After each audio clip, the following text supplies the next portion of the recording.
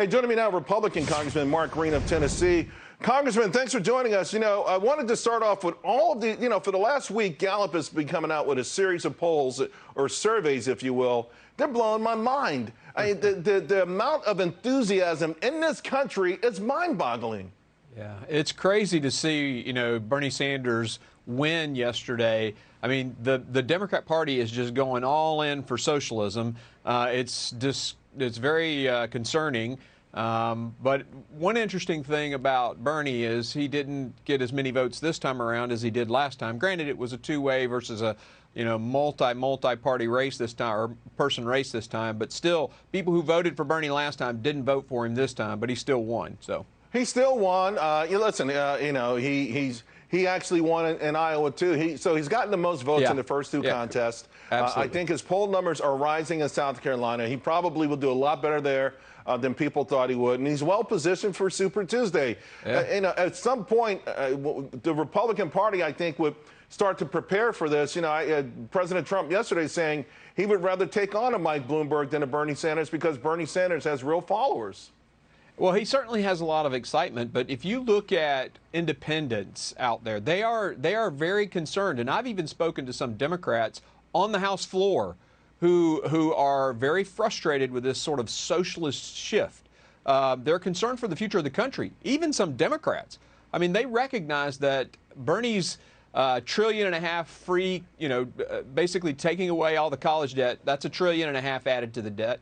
And of course, his Medicare for all, $32.6 trillion. People are fussing about the $1 trillion deficit this year. That would add $3 trillion more to the deficit every year for the next 10 years. It's insane. And so, smart people who understand how a supply and demand curve cross one another are not looking forward to socialism. Yeah, although, you have to admit, though, there are times when people become emotional. And people say, okay, we see all of these great things and a lot of wonderful things are happening. The market is rocketing up, but my life hasn't changed, or I have enough relatives and their lives haven't changed. I mean, you can't go to them and say, Pete, you can't do math. I mean, there's got to be a better way to articulate these things to them, no?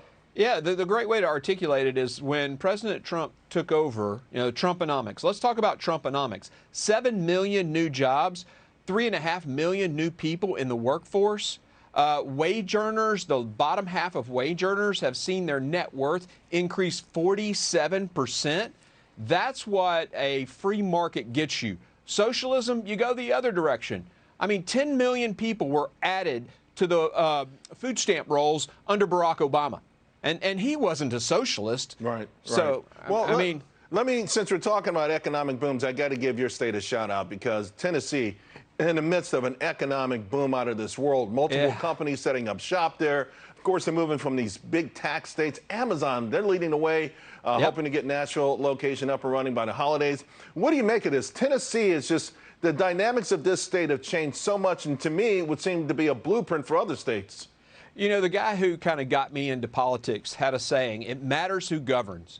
And it matters who governs. Tennessee has a supermajority of Republicans in both houses, and we have a Republican governor. And with that, we've had a surplus while we've lowered taxes. And proving that Art Laffer curve to be true, we've got no income tax. We have decreasing sales tax on food. I mean, it is a great place to do business. We're probably competing with about 8 other states in the country, and we're drawing all the business to us. Congratulations, and always appreciate your time. Congressman Green, Thanks, fantastic Charles. conversation. Thank you, sir.